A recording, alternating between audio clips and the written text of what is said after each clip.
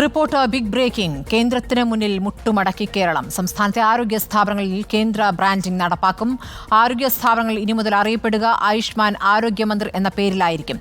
കേന്ദ്ര ഫണ്ട് ലഭിക്കാതായതോടെ മരുന്നും ഉപകരണങ്ങളും വാങ്ങാൻ കഴിയാതെ സംസ്ഥാനത്തെ ആരോഗ്യരംഗം കടുത്ത പ്രതിസന്ധി നേരിടുകയാണ്.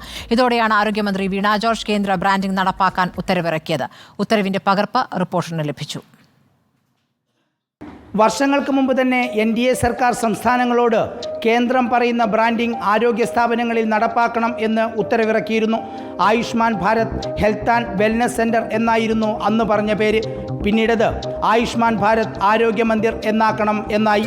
കോവിഡ് വന്നതോടെ ഉത്തരവ് ഫയലിലൊതുങ്ങി. കോവിഡിന് ശേഷം കേന്ദ്രം നിലപാട് കടുപ്പിച്ചു തുടങ്ങി. ബ്രാൻഡിംഗ് നടത്തി പേരുമാറ്റി പെയിൻറ് മാറ്റിയില്ലെങ്കിൽ കേന്ദ്ര ഫണ്ടില്ല എന്ന നിലപാടെടുത്തതോടെ മിക്ക സംസ്ഥാനങ്ങളും ബ്രാൻഡിംഗ് നടപ്പാക്കി. ബഹുഭൂരിപക്ഷം സംസ്ഥാനങ്ങളും ബ്രാൻഡിംഗ് നടപ്പാക്കുകയും കേന്ദ്ര ഫണ്ട് യഥേഷ്ടം വാങ്ങുകയും ചെയ്തു. കേരളം, പഞ്ചാബ്, പശ്ചിമ ബംഗാൾ അടക്കം ചുരുക്കം ചില സംസ്ഥാനങ്ങൾ മാത്രമാണ് കേന്ദ്ര നിർദ്ദേശം പാലിക്കാതിരുന്നത്. ഇതോടെ കേരളത്തിലടക്കം ഫണ്ട് മുടങ്ങി. ഈ രാഷ്ട്രീയ കളിയിൽ സംസ്ഥാനത്തിന് കഴിഞ്ഞ തവണ കിട്ടാതെ പോയത് 638 കോടി രൂപയാണ്. ഈ വർഷം കിട്ടേണ്ടത് 800 കോടിയിലധികം രൂപ. ജൂൺ 30 കഴിഞ്ഞാൽ ഒരു ഗഡു കൂടി നഷ്ടമാകും. 120 കോടി രൂപയാണ് ഒരു ഗഡു. 60% ഫണ്ടാണ് NHM വഴി കേന്ദ്രം കേരളത്തിന് തരുന്നത്. ഫണ്ട് മുടങ്ങിയതോടെ ജീവനക്കാരുടെ ശമ്പളം മുടങ്ങി എന്ന് മാത്രമല്ല, സാധാരണ ജനങ്ങൾക്ക് കിട്ടേണ്ട മരുന്നും ഒട്ടനവധി പദ്ധതികളും സ്തംഭനാവസ്ഥയിലായി. മരുന്നും ഉപകരണങ്ങളും വാങ്ങാൻ പണമില്ല. മരുന്നുക്ഷാമം രൂക്ഷമായതിനൊപ്പം ആർദ്രം, ഹൃദ്യം, ഗർഭിണികൾക്കുള്ള ആരോഗ്യ സുരക്ഷ തുടങ്ങിയ പല പദ്ധതികളും അവതാളത്തിലുമായി. ജൂൺ 30 മുമ്പ് ശമ്പളം കിട്ടിയില്ലെങ്കിൽ സമരത്തിലേക്ക് പോകുമെന്നറിയിച്ച് NHM ജീവനക്കാരുടെ സംഘടന പണിമുടക്ക് നോട്ടീസ് കൊടുത്തതിന് പിന്നാലെയാണ് ബ്രാൻഡിംഗ് നടപ്പാക്കാനുള്ള ഉത്തരവ് ആരോഗ്യവകുപ്പ് ഇറക്കിയത്. എന്നാൽ ബ്രാൻഡിങ്ങിനെ കുറിച്ച് വീണ ജോർജ് നവകേരള സദസ്സിലടക്കമുള്ള സർക്കാർ പരിപാടികളിൽ പ്രസംഗിച്ചത് കേൾക്കുക. പക്ഷെ കേന്ദ്രത്തിന്റെ സർക്കുലർ എന്താണെന്നറിയാം. ഇനി മുതൽ ആശുപത്രികളെ, ആരോഗ്യ കേന്ദ്രങ്ങളാകട്ടെ ആശുപത്രികളാകട്ടെ ആയുഷ്മാൻ ആരോഗ്യ മന്ദിർ എന്ന് പറയണം. അതായത് ഇരിങ്ങാലക്കുട ആയുഷ്മാൻ ആരോഗ്യ മന്ദിരത്തിൽ ഞാൻ പോവാണ് എന്ന് പറയണം. അനുവദിക്കാൻ കഴിയുന്നതല്ല എന്നറിയിച്ചിട്ടുണ്ട്. ബാക്കി കാര്യം നമുക്ക് നോക്കാം. ഇതേ വീണ ജോർജ് തന്നെയാണ് ആയുഷ്മാൻ ആരോഗ്യ മന്ദിർ എന്ന് ബ്രാൻഡിംഗ് നൽകാനുള്ള ഉത്തരവിറക്കാനുള്ള നിർണായക തീരുമാനവും എടുത്തത്. ഈ ഉത്തരവിലുമുണ്ട് പ്രശ്നം. ആയുഷ്മാൻ ആരോഗ്യ മന്ദിർ എന്ന് മാത്രമേ പേരു പാടുള്ളൂ എന്നിരിക്കെ അതിൽ കുടുംബാരോഗ്യ കേന്ദ്രം, ജനകീയാരോഗ്യ കേന്ദ്രം എന്നിങ്ങനെ എഴുതുന്നതിന് താഴെയാണ് കേന്ദ്ര ബ്രാൻഡിംഗ്. ഇത് കേന്ദ്രം അംഗീകരിക്കുമോ എന്നുള്ളതാണ് ഇനിയുള്ള പ്രശ്നം. കേരള സർക്കാരുകളുടെ രാഷ്ട്രീയ കളിയിൽ വീർപ്പുമുട്ടുന്നതും ചികിത്സ കിട്ടാതിരിക്കുന്നതും ഇവിടുത്തെ പാവപ്പെട്ട ജനങ്ങൾക്കാണ്. എന്തിനാണ് ബ്രാൻഡിംഗ്? ഇനി ബ്രാൻഡിംഗ് എന്ന് പറഞ്ഞാൽ അത് നടപ്പിലാക്കിയാൽ എന്താണ് പ്രശ്നം? ഈ രാഷ്ട്രീയ കളിയിലൊന്നും ഒരു സാധാരണ ജനത്തിനും താല്പര്യമില്ല. Reporter TV Prasad, in reporter, Thiruvananthapuram.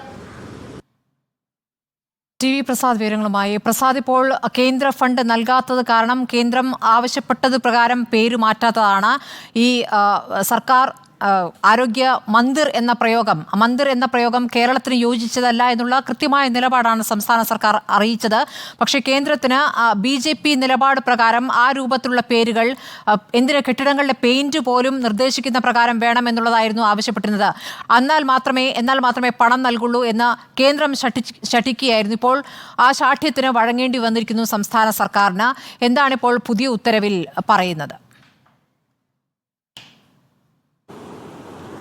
സ്മൃതി, ശാഠ്യത്തിന് വഴങ്ങാനുള്ള പ്രധാനപ്പെട്ട കാരണം ആരോഗ്യ മേഖലയ്ക്ക് ലോക മോഡൽ എന്നൊക്കെ പറഞ്ഞ കേരളത്തിലെ ആരോഗ്യരംഗം താറുമാറായി കിടക്കുന്ന സ്ഥിതിയിലേക്ക് കാര്യങ്ങൾ വന്നു എന്നുള്ളത് തന്നെയാണ്.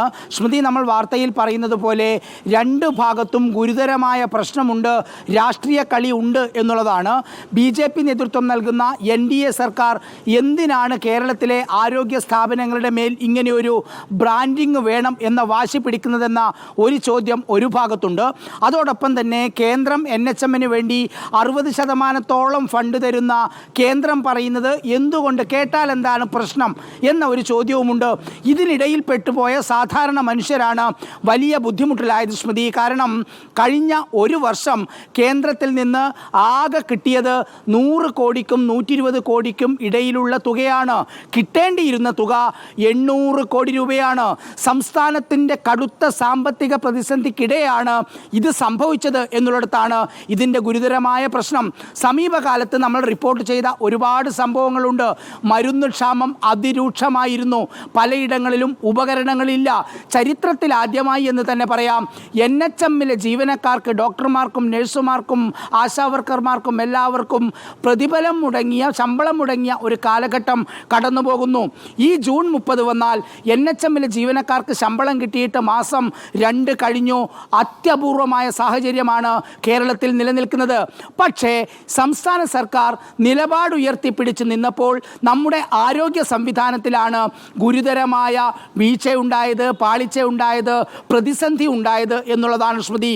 ഏറ്റവും ഒടുവിൽ ഈ വരുന്ന ജൂൺ മാസം 30-നകം ശമ്പളം കിട്ടിയില്ല എങ്കിൽ ജൂലൈ മാസം 1-ാം തീയതി മുതൽ സമരം തുടങ്ങാനാണ് NHMലെ CITUവിൻ്റെ ഉൾപ്പെടെ നേതൃത്വത്തിലുള്ള ജീവനക്കാരുടെ തീരുമാനം. സംസ്ഥാനത്ത് ഏതാണ്ട് 35,000-ത്തിലധികം ആളുകൾ വരും. ആശാ വർക്കർമാർ തന്നെയുണ്ട് 20,000-ത്തിലധികം, നഴ്സുമാരുണ്ട്, ഡോക്ടർമാരുണ്ട്, മറ്റ് വിവിധ മേഖലകളിലുള്ളവരുണ്ട്. എല്ലാവരും കൂടി കൂട്ടത്തോടെ സ്തംഭിപ്പിക്കുന്ന നിലയിലേക്കുള്ള സമരമാണ് ആലോചിച്ചത്. അതിനിടയിലാണ് മറ്റൊരു ഗതിയുമില്ലാതെ വീണ ജോർജ് തൻ്റെ പഴയ നിലപാടുകളെല്ലാം കാറ്റിൽ പറത്തിക്കൊണ്ട് ഏറ്റവും ഒടുവിൽ കേന്ദ്രത്തിന് കീഴടങ്ങുന്നതും നിങ്ങൾ പറയുന്നത് പോലെ ചെയ്യാമെന്ന് പറയുന്നതും. അതിലുമുണ്ട് ഒരു പ്രശ്നം സ്മൃതി. ഇവർ പറയുന്നത് ആയുഷ്മാൻ ആരോഗ്യ മന്ദിർ എന്ന് മാത്രമേ പാടുള്ളൂ എന്ന് കൃത്യമായി കേന്ദ്രം പറയുന്നുണ്ട്.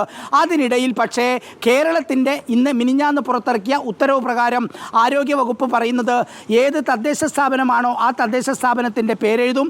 അതിൻ്റെ തൊട്ട് താഴെ പ്രാഥമിക ആരോഗ്യ കേന്ദ്രമാണെങ്കിൽ അതെഴുതും, കുടുംബാരോഗ്യ കേന്ദ്രമാണെങ്കിൽ അതെഴുതും.